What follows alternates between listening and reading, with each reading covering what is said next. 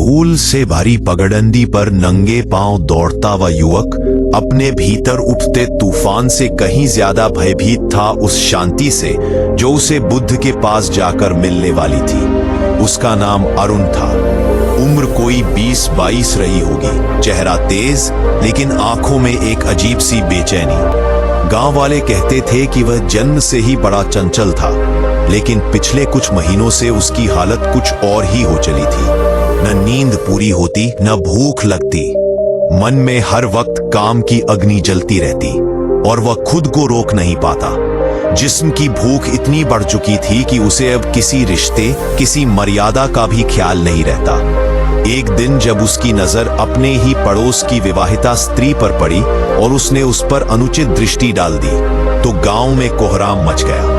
उसके माता पिता ने उसे समझाया, मारा, लेकिन अरुण के मन में जैसे कोई और ही तांडव चल रहा था। वह खुद को कोसता, खुद को मारता, लेकिन फिर वही आग लौट आती।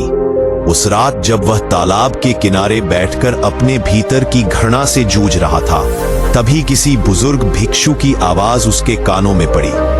तू खुद से भागता क्यों है जब भागना चाहिए अपने अज्ञान से?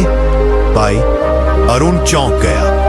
वह भिक्षु बुद्ध के किसी शिष्य का अनुयायी था।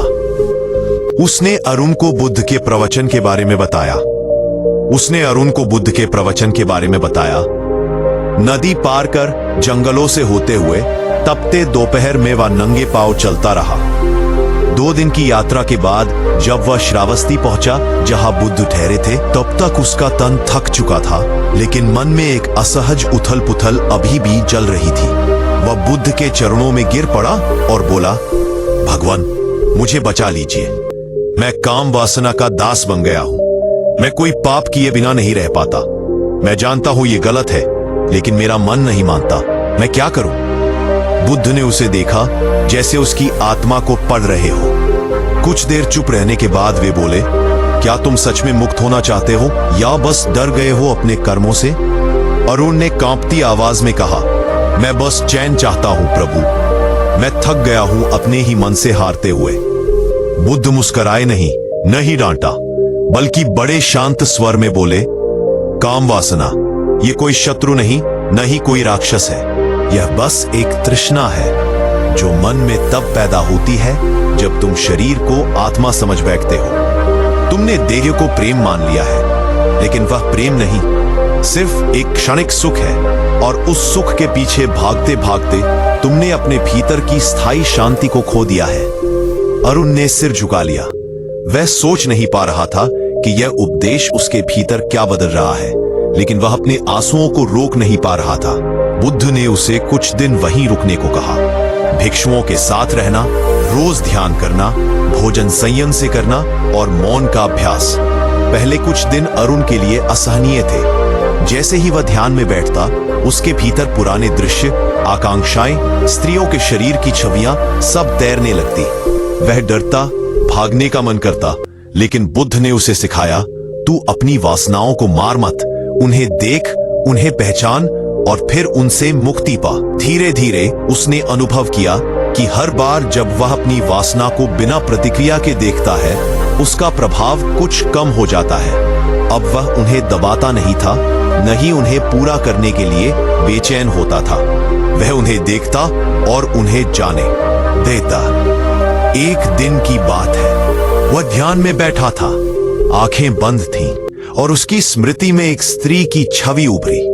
पहले तो उसकी रचना वही थी, वही रूप, वही आकर्षण, वही चाह। लेकिन कुछ पल बाद उसने उस छवि को बदलते देखा। वह चेहरा बूढ़ा हो गया, शरीर झुर्रियों से भर गया, दांत टूट गए और आंखों में चमक की जगह ढलान आ गई। अरुण कांप गया। उसे पहली बार समझ आया कि वह जिस वासना के पीछे भाग रहा था, वह भी नश्वर है, वह भी एक भ्रम है। उस दिन वह बुद्ध के पास गया और बोला, प्रभु, क्या ये मेरा मोह समाप्त हो रहा है? बुद्ध ने उसकी आंखों में देखा और पहली बार मुस्कुराए। उन्होंने कहा, नहीं, मोह कभी पूरी तरह समाप्त नहीं होता जब तक आत्मा पूर्णतया जागृत न हो। लेकिन अब तू जाग चुका है, तुझ में विवेक जाग गया है। अरुण ने पूछा, तो क्या अब मैं साधु बन जाऊं? बुद्ध ने कहा, अगर तू त्याग करना चाहता है कर, लेकिन त्याग वह नहीं जो बाहर का हो। सच्चा त्याग वह है जो मन के भीतर हो। वासना का त्याग तब सच्चा होता है जब तुम उसे समझकर छोड़ो, न कि डर कर भागो। उसके कुछ महीने बाद अरुण ने अपने गांव लौटने का निश्चय किया। वहां अब लोग उसे अलग नजर से देख रहे थे। वह वही अरुण था, लेकिन अब उसकी आंखों में वह बेचैनी नहीं थी। उसके शब्दों में संयम था, चाल में शांति और मुस्कान में करुणा। लोगों ने उससे पूछा, क्या अब तुझे कोई इच्छा नहीं होती? उसने शांत स्वर में कहा, इच्छाएं आती हैं, लेकिन अब मैं उन्हें पहचानता हूं। वे मुझे नहीं चलाती, मैं उन्हें जाने देता हूं। गांव के युवक उसे गुरु की तरह मानने लगे। वह किसी को उपदेश नहीं देता था, बस सुनता था और तब मुस्कुराकर एक वाक्य कहता, जो तुम ढूंढ रहे हो वह तुम्हारे बाहर नहीं है, बस थोड़ी देर चुप रहो और अपने भीतर देखो।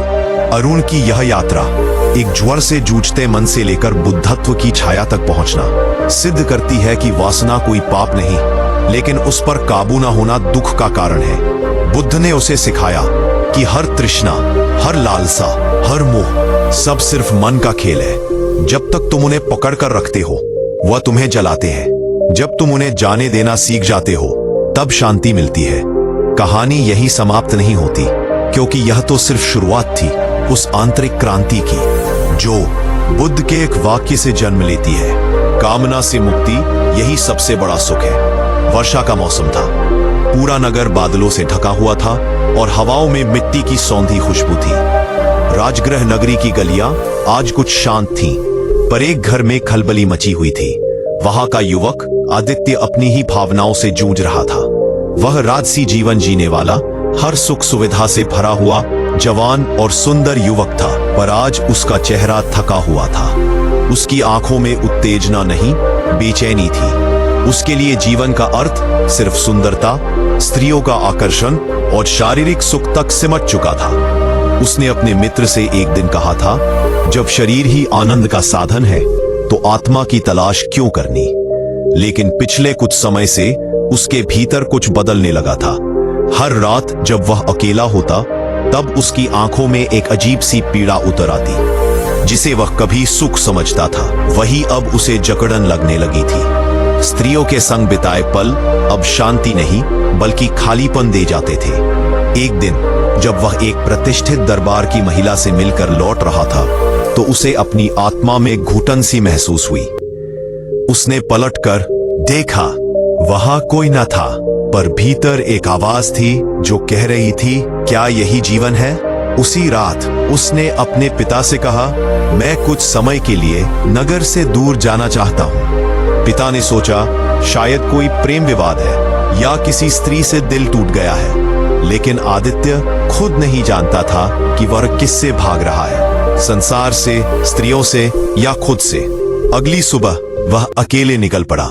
चलते चलते वह एक छोटे से गांव में पहुंचा, जहां उसे पता चला कि वही पास में तथागत बुद्ध ठहरे हुए हैं। यह नाम उसने पहले भी सुना था, पर कभी कोई रुचि नहीं ली थी। पर अब उसके भीतर जो सवाल उठ रहे थे उन्हें वह खुद शांत नहीं कर पा रहा था। आश्रम में पहुंचने पर वह चुपचाप सबसे पीछे बैठ गया।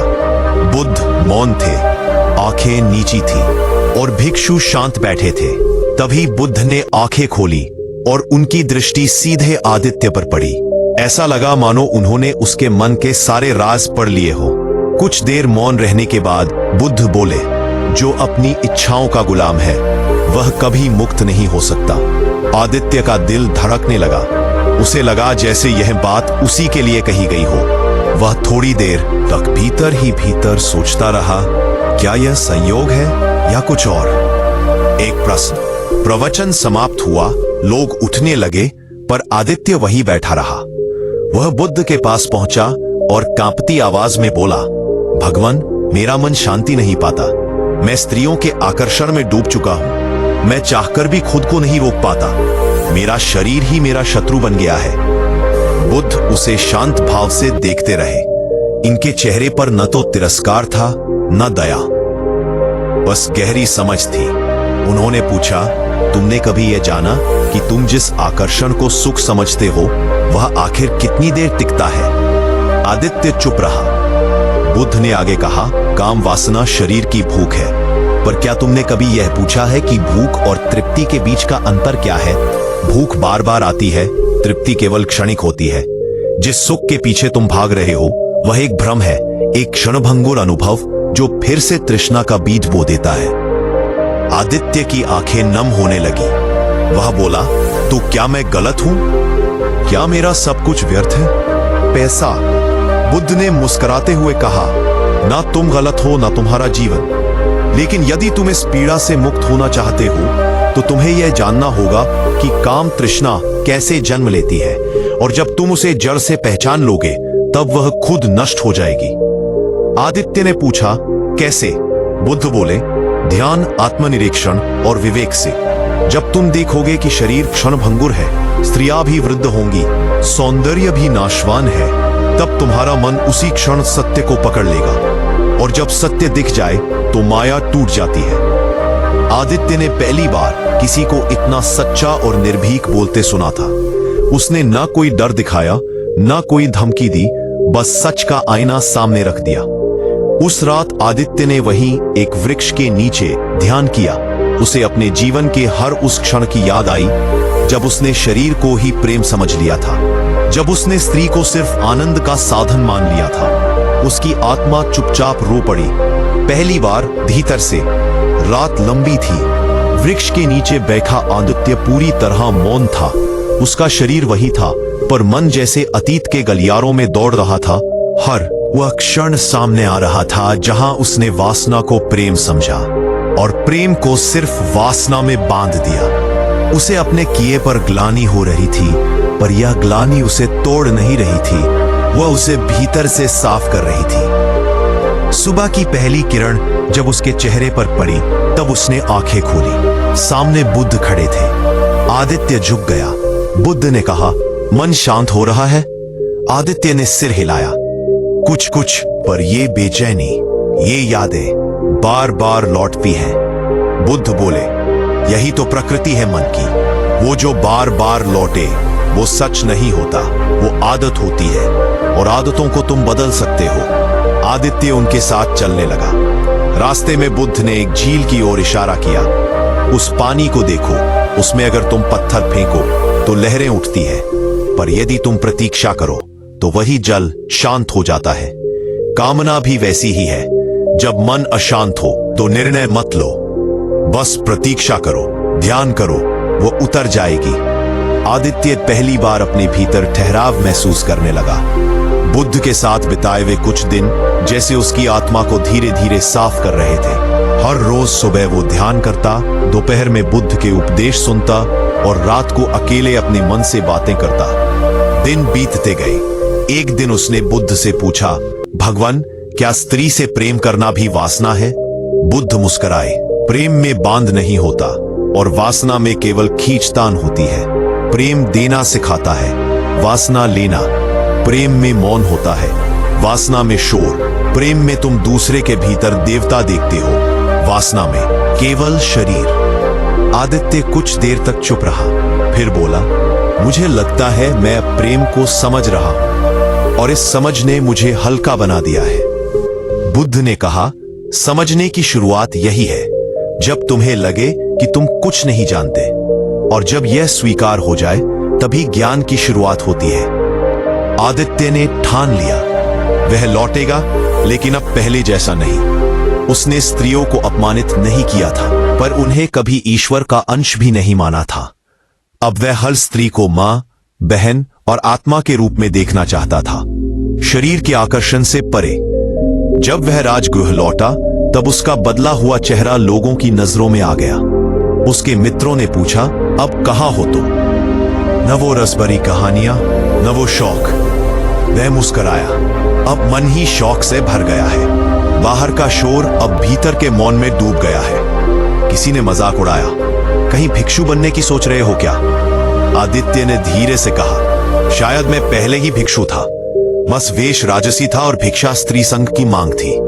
अब वह लोगों को गलतियां नहीं सिखाता था, बल्कि मौन में जीना सिखा रहा था। वह युवाओं से कहता, काम वासना शरीर की जरूरत नहीं, मन की भ्रमित ख्वाहिश है। जो यह सोचता है कि वह स्त्रियों के बिना अधूरा है, वह खुद को नहीं पहचानता। उसने विवाह नहीं किया, पर उसने स्त्रियों का सम्मान कभी नहीं छोड़ा। वह स्त्रियों के अधिकारों के लिए लोगों को जागरूक करता। कहता, जिसे तुम भोग कहते हो वह किसी की आत्मा है। कुछ वर्षों बाद जब वह वृद्ध हो चला, तब फिर एक बार वह बुद्ध से मिलने गया। उन्होंने उसे देखा और कहा, तुमने स्वयं को पा लिया है आदित्य। अब तुम वासना के विरुद्ध नहीं, बल्कि करुणा के पक्ष में खड़े हो। आदित्य की आंखें भर आईं। वह धीरे से बोला, आपने मुझे मेरे भीतर से बाहर निकाला। पहले मैं स्त्री के शरीर में सुख ढूंढता था, अब हर आत्मा में बुद्ध को देखता हूं। बुद्ध ने उसे आशीर्वाद दिया और वह फिर लौट गया, लेकिन इस बार एक दीपक बनकर, जो अंधेरों को बांट नहीं रहा था, बस हर जगह थोड़ा सा उजाला फैला रहा था। उस दिन की बात अब भी आदित्य को याद थी, जब उसने बुद्ध से पहली बार पूछा था, क्या काम वासना भी मिट सकती है? तब बुद्ध ने मौन रहकर उसकी आंखों में देखा था और कहा था, जिसे तुम मिटाना चाहते हो पहले उसे समझो।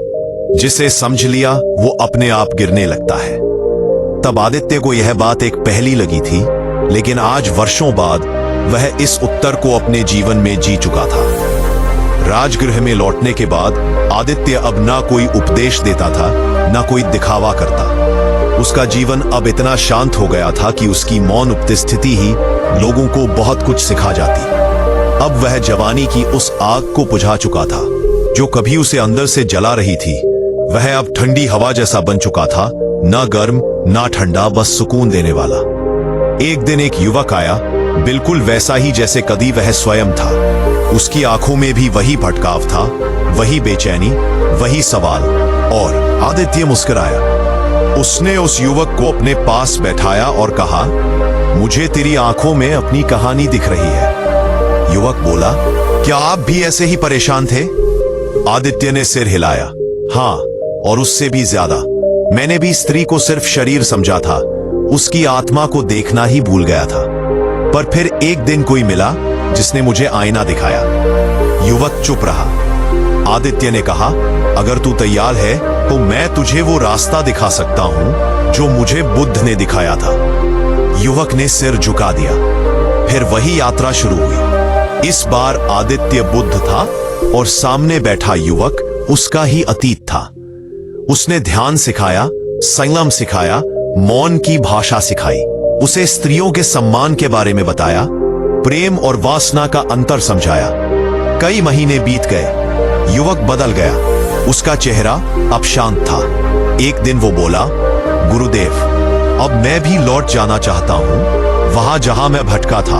अब वहीं जाकर कुछ औरों को रास्ता दिखाना चाहता हूं। आदित्य मुस्कुराया। यही तो असली तप है, खुद को बचाकर भागना नहीं, बल्कि वहीं लौटना जहां तुम गिरे थे, और दूसरों को उठाना। वह युवक चला गया और अब आदित्य ने पहली बार अकेले बैठकर आसमान की ओर देखा। रात अमावस्या की थी, लेकिन उसे अंधकार नहीं, एक अजीब सा उजाला महसूस हो रहा था। उसे लगा बुद्ध यही है, जैसे उसी की सांसों में समाये हो। वहां वही बैठे बैठे आंखें बंद कर ध्यान में चला गया। जब सूरज निकला तो वह अब भी वही बैठा था, स्थिर, शांत, अडोल। लोगों ने उसे देखा। वह अब बोलता नहीं था, पर उसकी मौन उपस्थिति ही सबका उत्तर बन चुकी थी। अब वह न सिर्फ अपने लिए जिया था, बल्कि दूसरों के जीवन को भी दिशा देकर जी रहा था। अंत में जब उसकी सांसें थम गईं, तो भी उसका चेहरा मुस्कुरा रहा था, जैसे कोई अपनी यात्रा पूरी कर चुका हो। उसके शिष्य ने कहा, आज एक और आत्मा बुद्धत्व को छू गई है।